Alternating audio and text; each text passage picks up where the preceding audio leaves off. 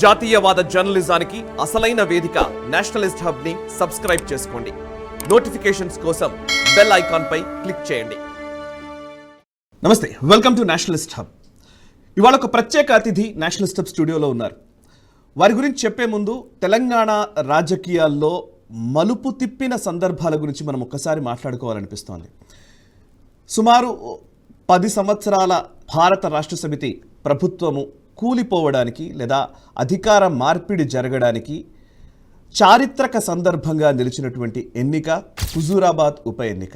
దుబ్బాక ఉప ఎన్నికలో TRS party అపజయం పాలైన సందర్భంలో లేదు బీఆర్ఎస్ను ఓడించవచ్చు అనే ఒక భావన బిల్డ్ అయితే ఇక బీఆర్ఎస్ పతనం ఖాయమని నిర్ధారణకు వచ్చింది తెలంగాణ సమాజం మాత్రం హుజూరాబాద్ ఉప ఎన్నిక నుంచే. ఎస్, హుజూరాబాద్ ఉప ఎన్నికలో విజయ దుందుభి మోగించి భారతీయ జనతా పార్టీలో ఒక కొత్త రాజకీయ ఒరవడికి శ్రీకారం చుట్టిన శ్రీ ఈటల రాజేందర్ గారు ప్రస్తుతం నేషనలిస్ట్ హబ్ స్టూడియోలో ఉన్నారు.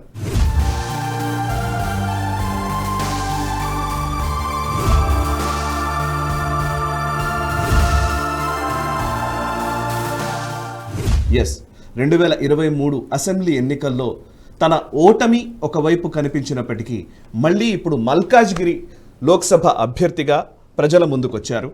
అండ్ మల్కాజ్గిరి నుంచి ఆయన గెలవగలరా? ఇప్పుడున్న అవకాశాలేంటి? 17 ఎంపీ స్థానాల్లో భారతీయ జనతా పార్టీకి ఎన్నొచ్చే అవకాశం ఉంది? 100 రోజుల పైబడినటువంటి కాంగ్రెస్ పార్టీ ప్రభుత్వం ఏ విధంగా పనిచేస్తోంది? ప్రస్తుతం ఉన్న రాజకీయ పరిణామాల గురించి, సమీకరణల గురించి వారితో చర్చిద్దాం. నమస్కారం ఈటల రాజేందర్ గారు. నమస్కారం. ఈటల రాజేందర్ గారు, నేను ఇప్పుడు మల్కాజ్గిరిలోకి వచ్చే ముందు ఫస్ట్ ఏ వ్యూవర్ అయినా కానీ ఫస్ట్ అడిగేది ఏంటంటే మొన్నటి ఓటమి గురించి మాట్లాడతారు. మీ రాజకీయ జీవితంలో అసలు ఓటమే లేదు, అంతే కదా? ఒక్కటి మొన్న 2023లో 2 స్థానాల్లో పోటీ చేయడం వల్ల వచ్చింది. ఇప్పుడు మళ్ళీ మల్కాజ్గిరి లోక్సభ బరిలో నిలుస్తున్నారు. చాలా తక్కువ టైమే, 100 రోజులు అంటే ఒక 3-4 నెలల టైమే. Are you ready? అండ్ దాని నుంచి బయటకు వచ్చారా? మొన్న జరిగిన పరిణామాల్ని ఇప్పుడు లోక్సభకు వెళుతున్న క్రమంలో మీ సైకలాజికల్ స్టేటస్ ఏంటి? యాక్చువల్గా మాలాంటి వాళ్ళం ప్రజల మధ్య జీవించిన వాళ్ళం కాబట్టి, ప్రజల్ని నమ్ముకున్న వాళ్ళం కూడా కాబట్టి, కొంత మొన్న జరిగినటువంటి కేసీఆర్ చేసిన కుట్రలు, కుతంత్రాలు, ప్రలోభాలు, దానివల్ల ఓటమి జరిగిన తర్వాత డెఫినెట్గా కొంత ఆలోచనలు పడతాం. దాని నుంచి తేరుకొని మల్కాజ్గిరి పార్లమెంటు మా అధిష్టానం ఆదేశిస్తే, అవకాశం ఇస్తే పోటీ చేస్తా అని చెప్పిన దాంట్లో భాగంగా నేను తిరుగుతూ ఉన్నా. నేను తిరుగుతున్నప్పుడు మల్కాజ్గిరి పార్లమెంట్ పరిధిలో ఉన్నటువంటి 7 సెగ్మెంట్లలో కూడా నా 14 సంవత్సరాల కాలం పాటు ఉద్యమకారుడిగా ఆడ అన్ని ప్రాంతాల్లో తిరిగిన ఆనవాళ్ళు ఉన్నాయి కాబట్టి, నాకు పరిచయం లేని వ్యక్తులు ఉండరు కాబట్టి, మంత్రిగా అన్నిటికంటే ముఖ్యంగా కరోనా సందర్భంలో హెల్త్ మినిస్టర్గా చేసినటువంటి సేవ అయితే ఉందో ప్రతి ఇంటికి నన్ను దగ్గర చేసింది. అందువల్ల మల్కాజ్గిరిలో తిరుగుతున్నప్పుడు నాకు ప్రతి మనిషితో పరిచయం ఉన్నట్టుగా, ప్రతి మనిషి ప్రేమ ఇలా పొందగలుగుతున్నా. 100% అన్న ఈసారి నీవే మా ఎంపీవి అనేటువంటి భావన ప్రస్ఫుటంగా కనపడతా ఉంది. ఓకే, మొన్నటి అసెంబ్లీ ఎన్నికల గురించి ఏమైనా చెప్తారా? ఇప్పుడు అవి చెప్తే ఉడిపోయి ఓటమి ఏం చేసిండ్రు, తడి బట్టలు కట్టుకొని ఏం చేసిండ్రు, బ్లాక్ మెయిలింగ్ ఏం చేసిండ్రు, ప్రలోభ ఎట్లా పెట్టిండ్రు, ఫోన్ ట్యాపింగ్లు చేసి కార్యకర్తలను మా నాయకులు ఎట్లా చెరబట్టింది, ఇవన్నీ ఒక సబ్జెక్టు. గజ్వెల్లో ఏం చేసింది, ఇవన్నీ ఇప్పటికే చెప్పుకున్నా కాబట్టి దాని లోతులేకపోతే. అయితే మొత్తానికి ఈటల రాజేందర్ గారి ప్రతీకారం తీరిందా? కేసీఆర్ను గద్దె దించాలన్న ప్రతీకారం తీరినట్టేనా? నా ప్రతీకారం కంటే కూడా ప్రజల ప్రతీకారం అది. నేను ఒక్కనే అనుకుంటే తీరదు అది. తెలంగాణ ప్రజానీకమే కేసీఆర్ మళ్ళీ అధికారం రాకూడదని, ఒకవేళ మళ్ళీ కనుక గెలిస్తే మనం బతకలేమని మొత్తం తెలంగాణ భావించింది. కాకపోతే అక్కడక్కడ భారతీయ జనతా పార్టీగా ట్రయాంగిల్ కాంటెస్ట్ జరిగిన కాడ కొంత వాళ్ళకి రిజల్ట్ రావచ్చు, కానీ అదర్వైజ్ మొత్తం వాళ్ళకి వ్యతిరేకంగా వచ్చింది, వాళ్ళు గెలిచింది. ఓకే, 2.5 సంవత్సరాలు అవుతుంది మీరు భారతీయ జనతా పార్టీలోకి వచ్చి. 2.5 సంవత్సరాలు అవుతుందా? 3 సంవత్సరాలు అయిందా? Okay, subjective correction. సో 2.5-3 సంవత్సరాల ఈ ప్రస్థానంలో ఈటల రాజేందర్ గారు తనకంటూ ఒక ప్రత్యేక స్థానాన్ని భారతీయ జనతా పార్టీలో సంపాదించుకున్నారు. కానీ ఎట్ ద సేమ్ టైం మీకు సంబంధించినంత వరకు మీరు క్లారిటీతో మీరు నడుస్తూ పోతున్న కొద్దీ కూడా మళ్ళీ మీకు అంతే స్థాయిలో అంతర్గతంగా ఒక సమస్యాత్మకమైన పరిస్థితులు క్రియేట్ అవుతున్నాయనే మాట ఓ వైపు ఉంది కదా. యాక్చువల్గా నేను భారతీయ జనతా పార్టీలో జాయిన్ అయినా, గెలిచినాం. అదొక హిస్టారికల్ విజయం, మీకు తెలుసు, చారిత్రాత్మకమైన ఘట్టం అది. కానీ ఎందుకో కొంత ఇబ్బంది పడ్డప్పుడు రాజకీయాల నుంచి తప్పుకోవన్నా మళ్ళీ ఏం చేయాలనేది బాగా చర్చోపచర్చ జరుగుతున్నప్పుడు మళ్ళీ అమిత్ షా గారు నన్ను పిలిచి నాకు ధైర్యం చెప్పి నన్ను నా భవిష్యత్తు, పార్టీ భవిష్యత్తు అక్కడ బ్రహ్మాండంగా ఉండాల్సిన ఎక్కడ ఉందని చెప్పి మళ్ళీ నన్ను వచ్చేసినప్పుడు నేను అప్పటి నుంచి మళ్ళీ కంటిన్యూగా చేస్తూనే ఉన్నా. నేను చాలాసార్లు ఒక మాట చెప్పేది, క్షణానికి ఒక ఆలోచన ఉన్నవాడు ఎప్పుడు రాజకీయాల్లో బాగుపడడు. స్టబ్బన్గా ఉండాలి. కష్టాలు వస్తాయి, సుఖాలు వస్తాయి, ఇలాంటి సమస్యలు ఉంటాయి. ఈ సమస్యలు లేకుండా రాజకీయాలు లేవు, రాజకీయ పార్టీలు లేవు. కాబట్టి ఇవాళ నేను ఒకటే నిర్ణయించుకున్నా, భారతీయ జనతా పార్టీ నా పార్టీ, దీంట్లో ఎల్లవెల్ల కొనసాగడమే నా కర్తవ్యం. పార్టీలు మారడం అనేది దుస్తులు మార్చుకునేది ఈజీ కాదని చెప్పి స్టేట్మెంట్ ఇచ్చాను నేను. అయినా పదే చెప్తుంటారు. ఏది ఏమైనప్పటికీ కూడా ఇలా ప్రాంతీయ పార్టీలు కావచ్చు, జాతీయ పార్టీలు కావచ్చు, ఎక్కడైనా వైరుధ్యాలు ఉంటాయి. ఒకటి ఆధిపత్య పోరు ఉంటుంది, రెండు ఇవన్నీ ఉంటాయి. కానీ ఈ మిత్ర వైరుధ్యంలో కలుపుకొని పోవడం తప్ప వేరే మార్గాలు ఉన్నాయి. ఇవాళ మా సమస్యలు ఏం లేవు, నేను కంఫర్ట్గా ఉన్నా. ఓకే, సో మల్కాజ్గిరి నుంచి మీరు ఇప్పుడు బరిలో నిలిచారు లోక్సభకు సంబంధించి. మల్కాజ్గిరి ఓటర్లు అసలు ఈటల రాజేందర్ గారికి ఎందుకు ఓటేయాలి చెప్తారా? యాక్చువల్గా నాకు ఓటేయాలనే దానికంటే కూడా కేంద్రంలో నరేంద్ర మోడీ గారు మళ్ళీ ప్రధానమంత్రిగా ఉండాలి. కేంద్రంలో మోడీ గారు ఉంటేనే లుంబిని పార్క్ బాంబ్ బ్లాస్ట్లు ఉండవు, సాయిబాబా టెంపుల్ దగ్గర తెగిపడిన కంటాలు ఉండవు. ఇలా ఒక ప్రశాంతత, ఒక అభివృద్ధి, ఒక ఆత్మగౌరవం, ఇవన్నీ కలగలిసి ఉండాలంటే మోడీ గారే ప్రధానమంత్రి ఉండాలని చెప్పి అనుకుంటున్నారు. కాబట్టి మల్కాజ్గిరి ప్రజానీకం అంతా కూడా రేపు జరిగే ఎన్నికలు కేంద్ర ప్రభుత్వాన్ని నడిపే ఎన్నికలు కాబట్టి, మోడీని ప్రధానమంత్రి చేసే ఎన్నికలు కాబట్టి మొదటగా పార్టీకి మోడీ గారికి కొట్టేద్దామని. ఓకే, భారతీయ జనతా పార్టీ కార్యకర్తలుగా, నాయకులుగా మాకు అక్కడ మంచి స్ట్రెంత్ ఉంది. దానికి తోడుగా ఈటల రాజేందర్ అన్న అనేటువంటి చరిత్ర కూడా ఉద్యమ బిడ్డగా చరిత్రన్నది. ఆర్థిక మంత్రిగా ఉన్నప్పుడు వచ్చిన సంస్కరణలు కావచ్చు, ఆరోగ్య మంత్రిగా చేసిన సేవలు కావచ్చు, ఇవన్నీ కలగలిసి ఖచ్చితంగా ఈ దఫా ఈటలనే ఓటేద్దామని మాత్రం అనుకున్నాను. ఓకే, సరే. అయితే మీరు మీకు మల్కాజ్గిరి లోక్సభకి రావడానికి సంబంధించి ఇది మినీ ఇండియా అంటుంటారు. యాక్చువల్లీ నిజానికి మల్కాజ్గిరిని చాలామంది వచ్చి అక్కడ స్థిరపడ్డ వాళ్ళు ఉంటారు. ఆయా రాష్ట్రాల నుంచి వచ్చిన వాళ్ళ ఓటర్ల సంఖ్య కూడా ఎక్కువ సిగ్నిఫికెంట్గానే ఉంది అని చెప్తుంటారు. సో మినీ ఇండియాలో అంటే అతిపెద్ద నియోజకవర్గం కూడా, మళ్ళీ చిన్నది కూడా కాదు, చాలా ఎక్కువ ఓటర్లు ఉన్నటువంటి నియోజకవర్గం కూడా. ఇట్లాంటి నియోజకవర్గం సంబంధించి మీకు ఏమైనా ఒక విజన్ ఉందా? ఒక ఇట్లా ఉండాలి అనే ఏమన్నా ఆలోచన ఉందా? ఈ మల్కాజ్గిరి పార్లమెంట్ కింద ఎక్కువ తెలంగాణ జిల్లాల నుంచి వలస వచ్చిన వాళ్ళు ఎక్కువనే, ఆంధ్ర ప్రాంతం నుంచి వలస వచ్చిన వాళ్ళు ఎక్కువనే, తమిళనాడు నుంచి వచ్చిన వాళ్ళు ఎక్కువనే, కేరళ నుంచి వచ్చిన వాళ్ళు ఎక్కువనే, వీటి తోడుగా నార్త్ ఇండియా నుంచి వచ్చిన వాళ్ళు కూడా అసలు ఎక్కువ. మూడవది అతి ముఖ్యమైనది అంటే ఉద్యోగులుగా ఉన్న వాళ్ళు అక్కడే స్థిరపడతారు. న్యూలీ ఎక్స్పాండెడ్ సిటీ కాబట్టి ఉద్యోగులు వచ్చిన వాళ్ళు ఉంటారు, మిలిటరీలో పనిచేసిన వాళ్ళు ఉంటారు, తర్వాత రిటైర్డ్ ఉద్యోగులు కూడా అక్కడనే ఎక్కువ ఉంటారు, చదువుకునే వాళ్ళు ఎక్కువ అక్కడనే ఉంటారు. కాబట్టి ఆ మల్కాజ్గిరి పార్లమెంట్ స్థానం అనేది చాలా చైతన్యవంతమైన గడ్డనే కాకుండా న్యూలీ ఎక్స్పాండెడ్ సిటీ కాబట్టి, రేపు అది కంటోన్మెంట్ ఏరియా కూడా ఎక్కువ విస్తరించిన ప్రాంతం కాబట్టి, భారతీయ జనతా పార్టీ ఎంపీ గెలిస్తేనే కేంద్రంలో అధికారం ఉండేది భారతీయ జనతా పార్టీ కాబట్టే ఇవాళ ప్రజలందరూ ఏమనుకుంటుంటే ఇక్కడ అభివృద్ధి జరగాలన్నా, ఇక్కడ ప్రశాంత వాతావరణం ఉండాలన్నా, ఇక్కడ చదువుకున్న పిల్లలకి ఇలా ఏదైనా మంచి ఇన్స్టిట్యూషన్స్ పెట్టి వాళ్ళకి ఉపాధి కల్పించాలన్నా ఇవన్నీ భారతీయ జనతా పార్టీతో సాధ్యమైందని ప్రజలు భావిస్తారు. కాబట్టి ఆ మినీ ఇండియా అంటే అన్ని వర్గాల ప్రజలు, తమిళ ప్రజలు కావచ్చు, కేరళ ప్రజలు కావచ్చు, నార్త్ ఇండియన్ ప్రజలు కావచ్చు, నేను చెప్పినటువంటి ఈ వర్గాలు కావచ్చు, అన్ని వర్గాల ప్రజలందరూ కూడా మినీ ఇండియాగా భావించేటువంటి ఈ మల్కాజ్గిరిలో భారతీయ జనతా పార్టీకి, మోడీ గారికి నన్నే ఆశీర్వదించాలని కోరుకుంటున్నాను. ఓకే, ఇక్కడ నుంచి గెలిచిన వాళ్ళు అనూహ్యంగా ఒక్కసారిగా పెద్ద పెద్ద పదవుల్లోకి వెళ్ళిపోయిన వాళ్ళు ఉన్నారు. సర్వే సత్యనారాయణ గారు సడన్గా కేంద్ర మంత్రి అయిపోయారు. అండ్ ఆ తర్వాత వచ్చిన మల్లారెడ్డి గారు బీఆర్ఎస్లో చేరి రాష్ట్ర మంత్రి అయ్యారు.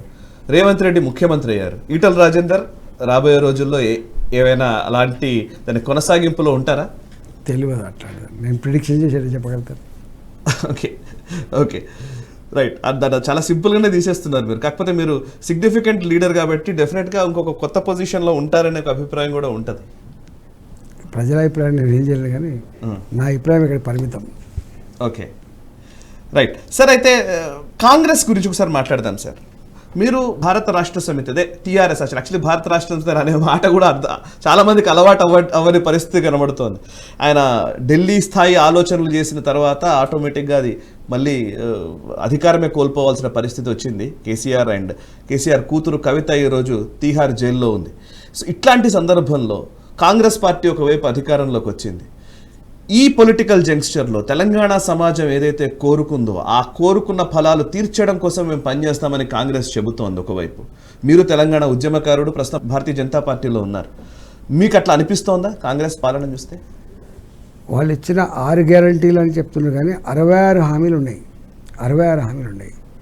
ఇవన్నీ అమలు చేయగలిగే సత్తా ఇప్పుడున్న పరిస్థితుల్లో, వాళ్ళు అసెంబ్లీలో వైట్ పేపర్ పెట్టిన తర్వాత, ఆర్థిక పరిస్థితి మీద వైట్ పేపర్ పెట్టిన తర్వాత ఇవాళ ఇవి అమలైతే అంటే విశ్వాసం మాత్రం పాత ఆర్థిక మంత్రిగా, మాజీ ఆర్థిక మంత్రిగా నాకు లేవు.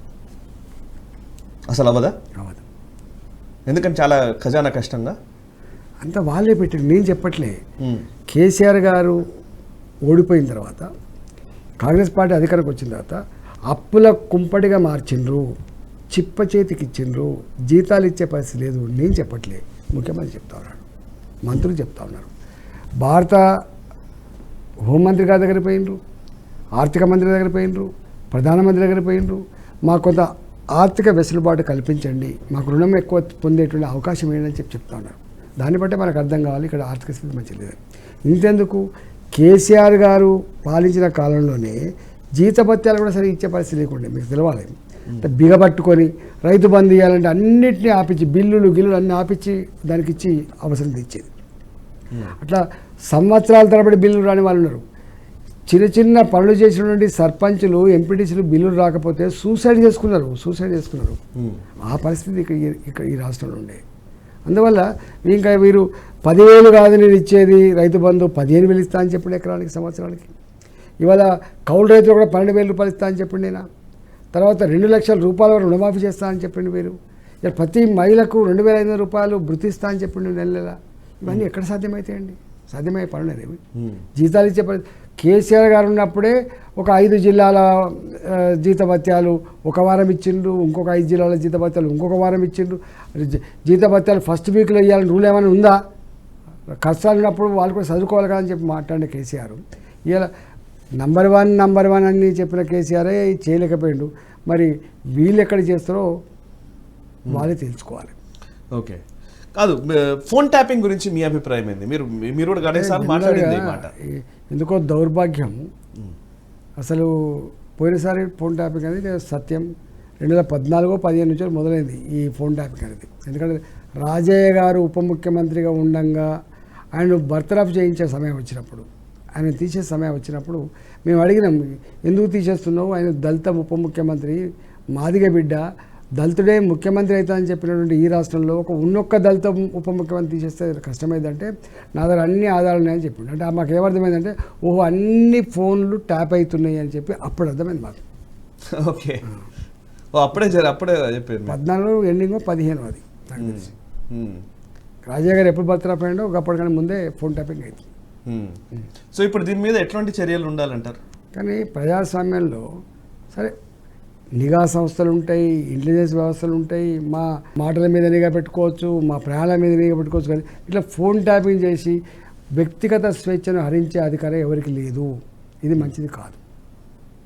టెర్రరిస్టులమే పెట్టు, దేశ భద్రతలో భాగంగా నువ్వైనా ప్రజల రక్షణలో భాగంగా నువ్వైనా పెట్టు. కానీ ఇట్లా ఈ మంత్రుల ఈ మొత్తం 4 కోట్ల మందిలో మంత్రులు ఉండేదే 17 మందో 16 మందో. ఆ 17 మంది మీద కూడా నీకు నమ్మకం లేకపోతే నువ్వేమో వ్యవస్థ నడుపుతావు చెప్పండి. నీ మంత్రుల మీద కూడా నీకు నిఘా పెట్టే పరిస్థితి వస్తే, నీ సొంత ఎమ్మెల్యే మీద నిఘా పెట్టే పరిస్థితి ఏమవుతుంది చెప్పండి? ఇంతకంటే దౌర్భాగ్యం ఏమన్నా చెప్పండి? ఓకే, ప్రతిపక్షాల మీద అయితే తప్పకుండా నిఘా పెడతావు. ఓకే, సో ఇప్పుడు ఈ ఎలక్షన్స్ తోటి, లోక్సభ ఎలక్షన్స్ తోటి బీఆర్ఎస్ ఖాళీ అయిపోతుందంటారా? అలాంటి ఇప్పటికే ఖాళీ అవుతుందా? 9 మంది సిట్టింగ్ ఎంపీలు ఉంటే 6 మంది వెళ్ళిపోయిన, ముగ్గురే ఉన్నారు కదా ఇప్పుడు చూస్తున్నారు కదా మీరు. బీబీ పాటిల్ వెళ్ళిపోయా, రంజిత్ రెడ్డి గారు వెళ్ళిపోయా, ఎవరు మిగిలిన చెప్పండి. అనేక మంది నీకు నాగర్ కర్నూలు ఆయన వెళ్ళిపోయా, ఎవ్వరు లేరు. అవును, కరెక్టే. కానీ ఈటల రాజేందర్ గారు బీఆర్ఎస్లో ఉన్నప్పుడు వాళ్ళందరూ అవినీతి పరులు, అక్రమార్జన కలిగిన వాళ్ళు, బీజేపీలోకి రాగానే వాళ్ళందరూ చాలా గొప్ప వాళ్ళు అయిపోతారా? మీ దగ్గర తులసి తీర్థం పెట్టుకున్నారా బీజేపీ కార్యాలయంలో? ఒక మాట అంటే ప్రతి ఎమ్మెల్యేని ప్రతి ఎంపీని అవినీతి పరులని చెప్పి మేము ఎక్కడ అనలే మేము. ఇలా కేసీఆర్ కుటుంబమే సెంట్రలైజ్ చేసుకొని ఈ రాష్ట్రమే మాదన్నట్టుగా, ఈ సంపద మాకే చెందాలన్నట్టుగా, మేము మాత్రమే ఎలిజిబిలిటీ అన్నట్టుగా వాళ్ళు చేసుకుని తప్ప అందరు చేసినట్టు ఎక్కడ చెప్పలే, తప్పది. ఇంకా నాగరికల్లో ఎంపీ రాములు గారు, వాళ్ళకి ఒక డీజిల్ పైసలు ఉండవు, గుర్తుపెట్టుకోండి, డీజిల్ పైసలు ఉండవు. అంతా అందరు అవినీతి పడినట్టు చెప్పలేం బ్లాంకెట్గా. ఓకే, ఇంకా ఎవరెవరు వచ్చే అవకాశం ఉంది? పెద్దోళ్ళే ఉన్నారా అందరూ? అంటే ఇప్పటికైతే ప్రజలు ఆల్రెడీ నిర్ణయించుకున్నారు. ఫస్ట్ ప్రజలు విడిపోయినారు. ఫస్ట్ మొట్టమొదటిగా ఏ ప్రజలైతే ఇప్పటిదాకా రక్షణ కవచం లేకుండా బీఆర్ఎస్ పార్టీకి వాళ్ళు వెళ్ళిపోయినారు. ఆ తదుపరి ఇప్పుడు కిందున్న కార్యకర్తలు కూడా వెళ్ళిపోతున్నారు. కిందున్న కార్యకర్తలు ఇక మీకు తెలుసు, కేసీఆర్ చుట్టుపక్కల నుండి వాళ్ళు మాజీ ఎమ్మెల్యేలు, మాజీ ఎంపీలు కూడా వెళ్ళిపోతున్నారు. ఇవాళ మంత్రులు అయిన వాళ్ళు కూడా వెళ్ళిపోతున్నారు, మనం చూస్తూ ఉన్నాం. మరి ఎంతమంది వెళ్ళిపోతారు, ఏమైపోతుంది, వాళ్ళు బీజేపీలోకి ఎంతమంది వస్తారు, కాంగ్రెస్ పార్టీకి ఎంతమంది వస్తారు అనేది వేచి చూడాల్సిందే. ఓకే, అయితే ఒకటి, ఎందుకు ఈ 2 ప్రశ్నలు అడిగానంటే ఈటల రాజేందర్ గారు, మీరు ఫేస్ చేసినవే, మీరు రోజు ఫేస్ చేస్తున్న అంశాలే. మీరు 3 సంవత్సరాల క్రితం బీజేపీలో జాయిన్ అయిన సందర్భము, అప్పటి ఒక పరిస్థితులు, వాటి తర్వాత మీ ప్రస్థానము, ఇవన్నీ అందరికీ తెలుసు. బట్ తర్వాత వచ్చిన వాళ్ళు సేమ్ అట్లాంటి ఒక ఎన్నికనే, మునుగోడు ఎన్నిక జరిగింది. తర్వాత రాజగోపాల్ రెడ్డి ఇమీడియట్గా మళ్ళీ వెంటనే ఎలక్షన్స్ ముందు ఆయన కాంగ్రెస్లోకి వెళ్ళిపోయారు. సో అంటే వచ్చేవాళ్ళు అవకాశవాదులు అనే ఒక భావనని బీజేపీలో కొంతమంది తీసుకుంటూ ఉన్నారు. అది మీ పైన కూడా ప్రభావం పడే అవకాశం కనబడుతోంది. డెఫినెట్ ఎవరో ఒకరు వస్తారో, వాళ్ళు పోతే మళ్ళీ అందరినీ ఒక ఘటన కట్టద్దని మీరు ఏదైతే అన్నారో అది ఇక్కడ వర్తిస్తుంది, అక్కడ వర్తిస్తుంది. ఇట్లాంటి సందర్భంలో ఒక సీనియర్ నాయకుడిగా భారతీయ జనతా, మీరు అందరు అమిత్ షా గారితో మాట్లాడానని చెప్పారు, ఆయన భరోసా ఇచ్చారని చెప్పారు. ఒక నేషనల్ విజన్ని మీరు ఏమన్నా ఒక సీనియర్ నాయకుడిగా తెలంగాణలో చెప్పగలుగుతారా? ఇప్పుడు 2 విషయాలండి. మా అధిష్టానం చాలా క్లారిటీతో ఉంది. ఓకే, చాలా క్లారిటీతో ఉంది. గుజరాత్లో కూడా భారతీయ జనతా పార్టీని అభివృద్ధి చేయాలన్నప్పుడు చేస్తున్న క్రమంలో అనేక మంది కాంగ్రెస్ పార్టీలో పనిచేసే కార్యకర్తల నుంచి మొదలుపెట్టి నాయకుల వరకు వస్తేనే అది సాధ్యమైంది అని. గుజరాత్ ఇలా 30 ఏళ్ళ క్రితం గుజరాత్లో ఎట్లయితే తల్లాడినరో ఇతర పార్టీ నుంచి కొంత ఎక్స్పోజర్ తీసుకొచ్చుకోవడానికి, తెలంగాణలో కూడా 44 సంవత్సరాలుగా ప్రయత్నం జరుగుతూనే ఉంది. కానీ ఎందుకో ఇక్కడ సక్సెస్ కాలేకపోయింది. ఎవరిని చెప్పినప్పటికి కూడా ప్రజల మధ్యలో ప్రజల నాడి తెలిసిన ప్రొఫెషనల్ రాజకీయ నాయకులు తప్పకుండా పార్టీలకు అవసరం ఉంటుంది. మా పార్టీ, భారతీయ జనతా పార్టీ, మా హైకమాండ్ తెలంగాణలో కూడా రాజ్యాధికారం రావాలంటే, ఈ రాష్ట్రంలో అధికారం రావాలన్నా ఖచ్చితంగా ఇతర పార్టీ నాయకులను, ఎదిగే నాయకులను తీసుకొచ్చుకోవాల్సిన అక్కర ఉంది, కాపాడుకోవాల్సిన అక్కర కూడా ఉంది అని చెప్పారు. వెళ్ళిపోయినప్పటికి కూడా అవకాశం ఉన్నప్పటికి కూడా మరో దారి లేదు. 44 years అవుతుంది ఈ రాష్ట్రంలో అధికారం లేక. ఈ రాష్ట్రం 44 years, ఇంకెన్ని సంవత్సరాలు గడుపుతాం చెప్పండి.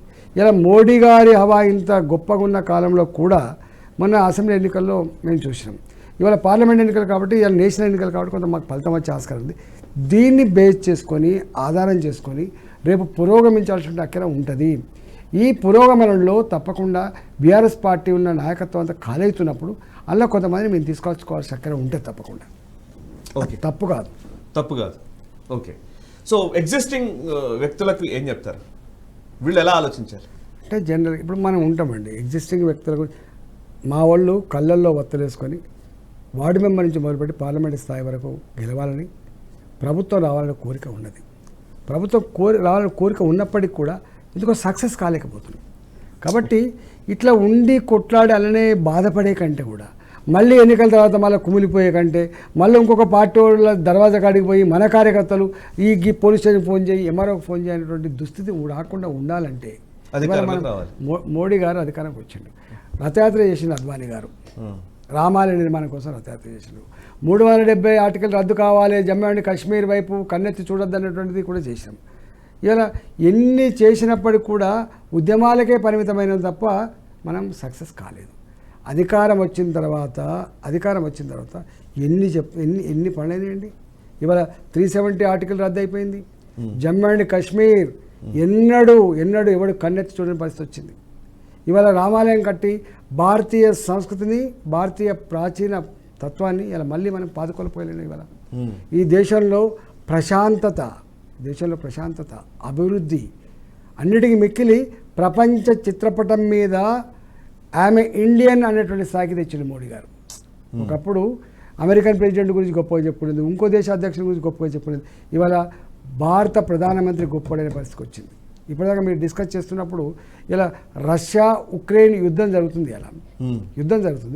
ఈ యుద్ధం ఆపగలిగే శక్తి మోడీ గారికే ఉందని చెప్పి అలా ఇద్దరు ఫోన్ చేసి పిలిపించుకునే పరిస్థితికి వచ్చిందంటే భారత్ స్థాయి ఏందో ఇలా మనకు అర్థం కావాలి. ఇలా ఒకప్పుడు నీ ముంగట ఉన్నటువంటి computer made in Japan, made in China, ఇవాళ మేడ్ ఇన్ ఇండియాకి వచ్చింది. ఇలా రక్షణ పరికరాల ఉత్పత్తిలో, ఎలక్ట్రానిక్ వస్తువుల ఉత్పత్తిలో, నీవు వాడే సెల్ ఫోన్స్ రంగంలో 2వ స్థానం సంతరించుకుంది దేశం. ఇలా మేక్ ఇన్ ఇండియా దాన్ని ఇలా అమలు చేసింది. అంటే ఎందుకంటున్నంటే అధికారం వస్తే కదా నువ్వైనా అనుకునే చేసేది. ఇక్కడ కూడా తెలంగాణ కూడా అధికారం వస్తే కదా నా 44 సంవత్సరాలుగా కళ్ళల్లో వత్తులేసుకొని నేను వార్డు మెంబర్లు మొదలుపెట్టి నాయకుడు కావాలని చెప్పి, నాయకుడు అయితే ఇలా ప్రజలకు సేవ చేయాలని చెప్పి కళ్ళగంటున్నటువంటి మా కార్యకర్తల నాయకులే ఆ విముక్తి జరగాలంటే తప్పకుండా ఎక్కడో కూడా కొంత సాక్రిఫైస్ చేయాల్సి అక్కడ ఉన్నది, బ్రాడ్నెస్ అక్కడ ఉన్నది, కలుపుకపోయే తత్వం అక్కడ ఉన్నది. అది రానంత వరకు ఇది వచ్చే ఆస్కారం లేదు. ఓకే, సో ఈసారి 17 లోక్సభ స్థానాల్లో ఎన్ని గెలుస్తారు బీజేపీ? 12 గెలుస్తాయనేటువంటి రిపోర్టు ఆల్రెడీ వచ్చింది. అవునా? కానీ మా పార్టీ 17 కూడా ఏ స్థానం చిన్నది పెద్దది తక్కువది ఎక్కువది గెలుస్తాం ఓడతామనే కాకుండా 17 సార్లు గెలవాలనే కాన్సెప్ట్తో ముందుకు పోతున్నాం. ఓకే, 17లో 12 వచ్చే అవకాశం ఉందంటున్నారు. బీఆర్ఎస్ పరిస్థితి ఏంటి ఇప్పుడు? ఎక్కడెక్కడ బీఆర్ఎస్తో పోటీ ఉంది? అసలు బీజేపీకి బీఆర్ఎస్కి మధ్య పోటీ ఉందా? బీజేపీకి కాంగ్రెస్కి మధ్యనే పోటీయా? ఎందుకో అంటే ఈ 4 నెలల పరిణామక్రమం గమనం చూస్తే బీఆర్ఎస్ పార్టీ ఎక్కడ పోటీలు నాటు కనబడతలేదు, 3వ స్థానానికి పడినట్టు కనబడతారు. Okay, right. చివరిగా మీ కంక్లూజన్ అండి, మీ ఓటర్లకి, మల్కాజ్గిరి ఓటర్లకు కానివ్వండి, తెలంగాణ ప్రజలకు కానీ మీరు ఇచ్చే మెసేజ్ ఏంటి? తెలంగాణ ప్రజలకి, మల్కాజ్గిరి ప్రజానీకానికి ఇవి కేంద్రంలో ఏ పార్టీ అధికారంలో ఉండాలని చెప్పి వేసే ఓటు. ఇవాళ మోడీ గారు ప్రధానమంత్రి అవుతారని చెప్పి ప్రపంచమంతా భావిస్తున్నది. మోడీ గారి శక్తిని మరింత పెంచడానికి, ఈ రాష్ట్ర అభివృద్ధిని చేసుకోవడానికి భారతీయ జనతా పార్టీకి ఓటేయండి, మోడీ గారిని ఆశీర్వదించమని చెప్పి నేను కోరుతా ఉన్నాను. Right sir, thank you very much Etela Rajender garu. All the best. మీ ఎన్నిక ఫలితం మీకు అనుకూలంగా రావాలని కోరుకుంటున్నాను. మీలాంటి నాయకులు చట్టసభలు, ముఖ్యంగా పార్లమెంట్స్లో కూడా ఉంటే కూడా మంచిదని నేను భావిస్తున్నాను. Thank you very much sir. చూశారు కదా, ఇది ఈటల రాజేందర్ గారితో స్పెషల్ ఇంటర్వ్యూ.